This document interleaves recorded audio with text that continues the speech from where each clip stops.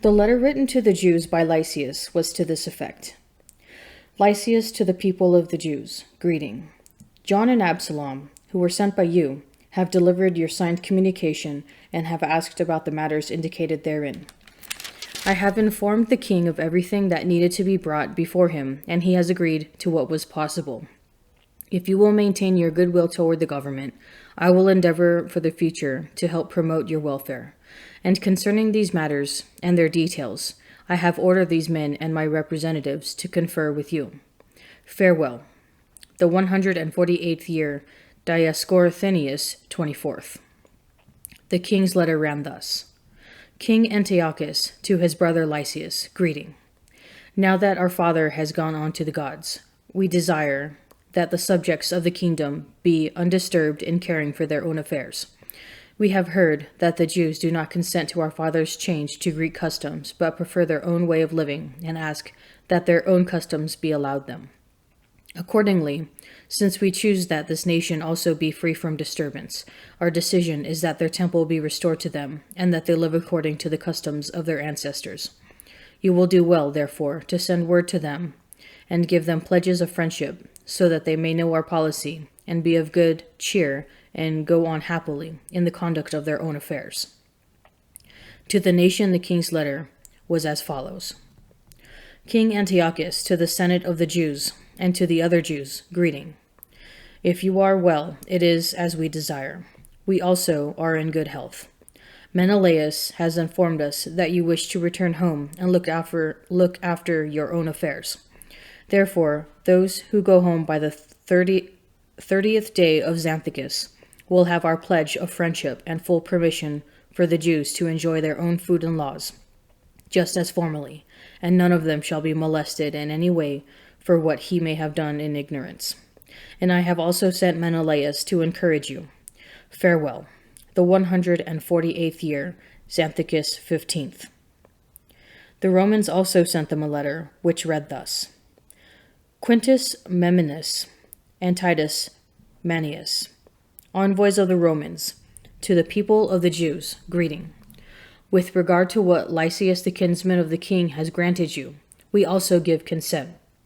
But as to the matters which he decided are to be referred to the king, as soon as you have considered them, send someone promptly, so that we may make proposals appropriate for you. For we are on our way to Antioch. Therefore make haste and send some men, so that we may have your judgment. Farewell. The 148th year, Xanthicus 15th. When the agreement had been reached, Lysias returned to the king, and the Jews went about their farming.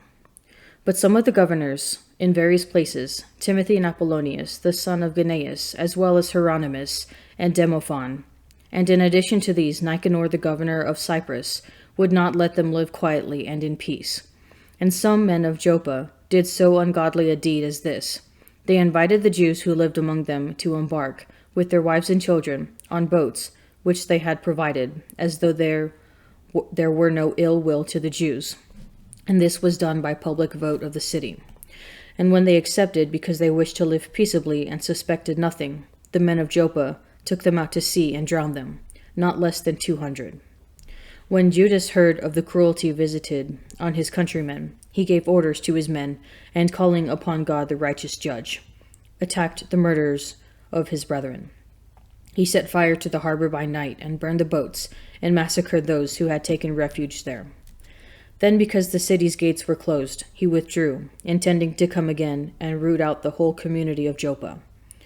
But learning that the men in Jamnia meant in the same way to wipe out the Jews who were living among them, he attacked the people of Jamnia by night and set fire to the harbor and the fleet, so that the glow of the night was seen in Jerusalem, 30 miles distant. When they had gone more than a mile from there, on their march against Timothy, not less than 5,000 Arabs, with 500 horsemen, attacked them. After a hard fight, Judas and his men won the victory by the help of God.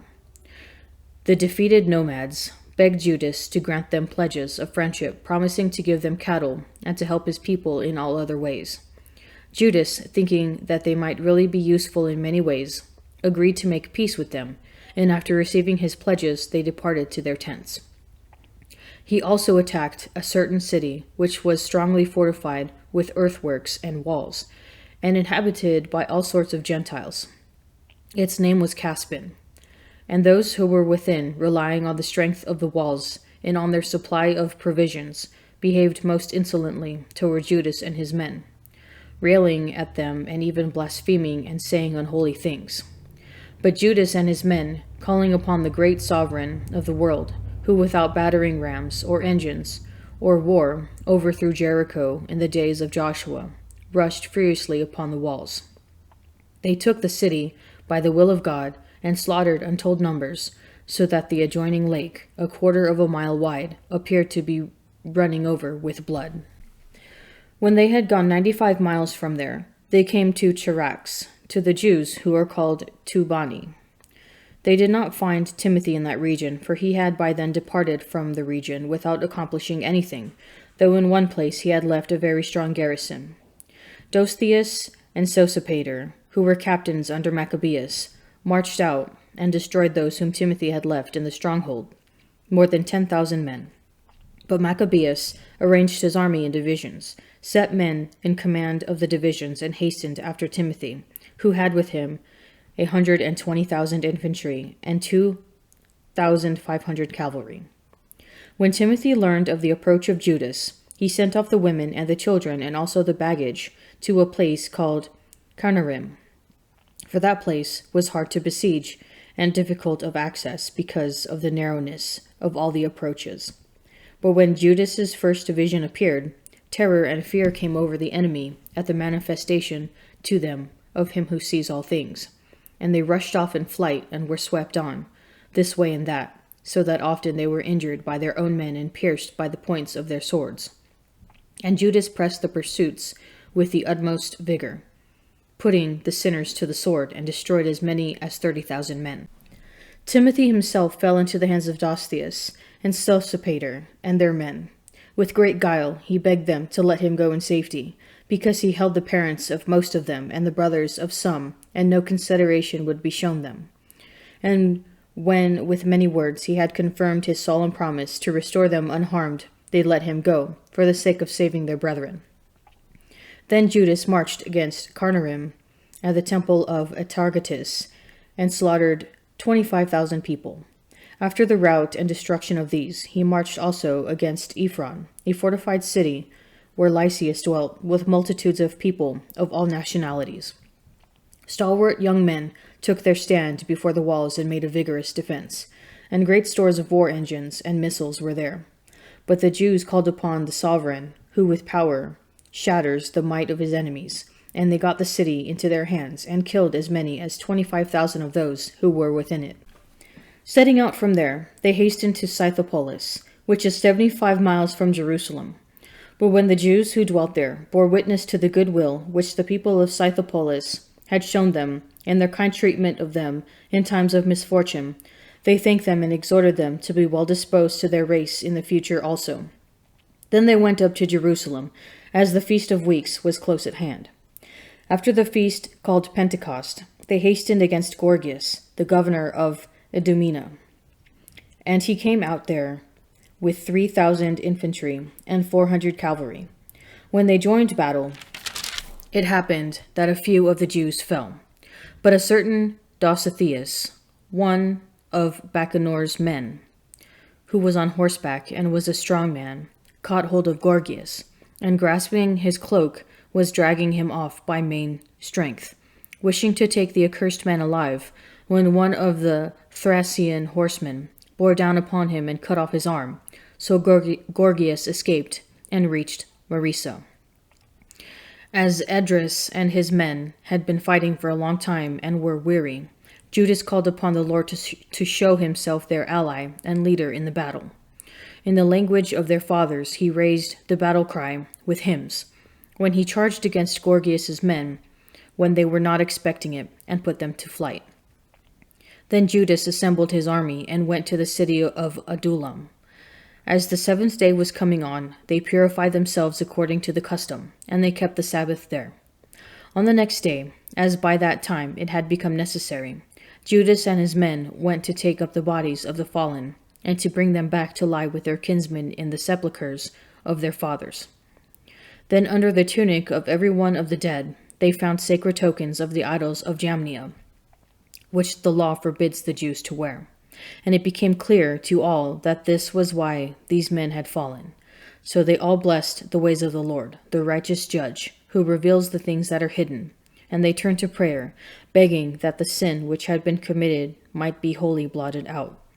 And the noble Judas exhorted the people to keep themselves free from sin, for they had seen with their own eyes what had happened because of the sin of those who had fallen. He also took up a collection, man by man, to the amount of 2,000 drachmas of silver, and sent it to Jerusalem to provide for a sin offering. In doing this he acted very well and honorably, taking account of the resurrection. For if he were not expecting that those who had fallen would rise again, it would have been superfluous and foolish to pray for the dead. But if he was looking to the splendid reward that is laid up for those who fall asleep in godliness, it was a holy and pious thought. Therefore he made atonement for the dead, that they might be delivered from their sin. I come to my garden, my sister, my bride.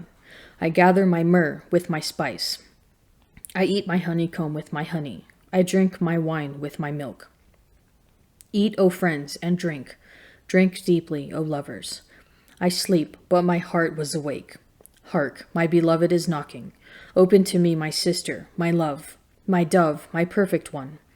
For my head is wet with dew, my locks with the drops of the night. I had put off my garment. How could I put it on? I had bathed my feet. How could I soil them? My beloved put his hand to the latch, and my heart was thrilled within me. I arose to open to my beloved, and my hands dripped with myrrh, my fingers with liquid myrrh, upon the handles of the bolt. I opened to my beloved, but my beloved had turned and gone. My soul failed when he spoke. I sought him, but found him not. I called him, but he gave no answer. The watchmen found me, as they went about in the city. They beat me, they wounded me. They took away my mantle, those watchmen of the walls. I adjure you, O daughters of Jerusalem, if you find my beloved, that you tell him I am sick with love. What is your beloved more than another beloved, O fairest among women? What is your beloved more than another beloved, that you thus adjure us? My beloved is all radiant and ruddy, distinguished among 10,000. His head is the finest gold, his locks are wavy, black as a raven. His eyes are like doves, beside springs of water, bathed in milk, fitly set. His cheeks are like beds of spices, yielding fragrance. His lips are lilies, distilling liquid myrrh. His arms are rounded gold, set with jewels. His body is ivory work, encrusted with sapphires. His legs are alabaster columns, set upon bases of gold. His appearance is like Lebanon, choice as the cedars. His speech is most sweet, and he is altogether desirable. This is my beloved, and this is my friend, O daughters of Jerusalem. Then I saw an angel coming down from heaven, holding in his hand the key of the bottomless pit and a great chain. And he seized the dragon, that ancient serpent, who is the devil and Satan, and bound him for 1,000 years, and threw him into the pit, and shut it and sealed it over him, and that he should deceive the nations no more, till the 1,000 years were ended. After that he must be let out for a little while. Then I saw thrones, and seated on them were those to whom judgment was committed. Also I saw the souls of those who had been beheaded for their testimony to Jesus, and for the word of God, and who had not worshipped the beast or its image, and had not received its mark on their foreheads or their hands. They came to life, and reigned with Christ 1,000 years. The rest of the dead did not come to life until the 1,000 years were ended. This is the first resurrection. Blessed and holy is he who shares in the first resurrection. Over such the second death has no power, but they shall be priests of God and of Christ, and they shall reign with him 1,000 years. And when the 1,000 years are ended, Satan will be released from his prison and will come out to deceive the nations which are at the four corners of the earth, that is, Gog and Magog, to gather them for battle. Their number is like the sand of the sea. And they marched up over the broad earth, and surrounded the camp of the saints, and the beloved city. But fire came down from heaven, and consumed them. And the devil who had deceived them was thrown into the lake of fire and brimstone, where the beast and the false prophet were. And they will be tormented day and night forever and ever. Then I saw a great white throne, and him who sat upon it. From his presence earth and sky fled away, and no place was found for them. And I saw the dead, great and small, standing before the throne, and books were opened. Also another book was opened, which is the book of life. And the dead were judged by what was written in the books, by what they had done. And the sea gave up the dead in it. Death and Hades gave up the dead in them. And all were judged by what they had done. Then death and Hades were thrown into the lake of fire. This is the second death, the lake of fire. And if anyone's name was not found written in the book of life, he was thrown into the lake of fire. Judas Maccabeus, after fighting a battle, returns with his soldiers to bury the dead, which is one of the corporal works of mercy. He discovers, however, that each of his fallen soldiers is wearing pagan medals to give them luck. Of course, the opposite happened, as those wearing such idolatrous charms were precisely those who died. Judas then takes up a collection from his survivors to offer sin offerings in the temple for atonement of the dead. Scripture observes the nobility and charity of praying for the dead. In doing this, he acted very well and honorably, taking account of the resurrection. For if he were not expecting that those who had fallen would rise again, it would have been superfluous and foolish to pray for the dead.